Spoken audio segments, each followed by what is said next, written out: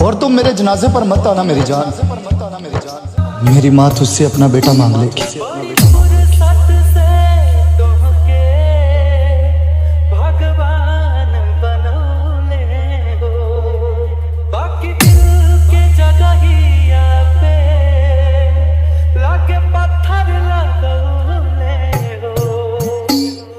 इतना बुरा लगता है ना जब कोई झूठ बोले और आपको सच पता हो।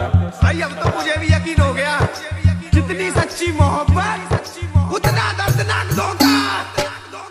इतना बदल गइलो,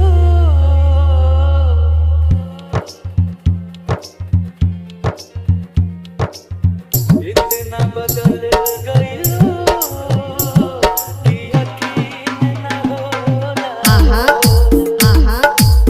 इतना बदल गइलो कि यकीन ना होला।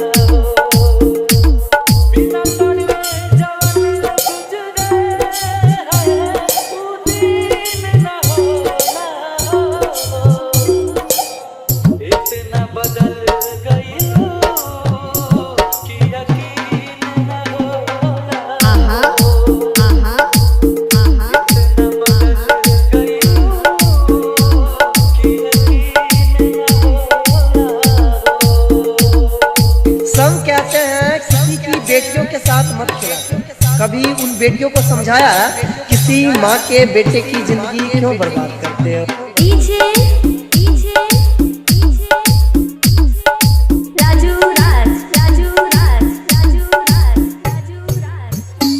बड़ी फुर्सत से तुमके भगवान बनौले हो, बाकी दिल के जगहिया पे लाके पत्थर लगौले हो।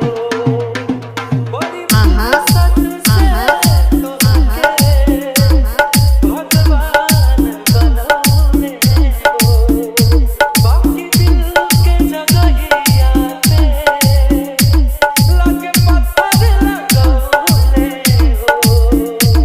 देखी के तनो दरदिया के गमगीन ना होना।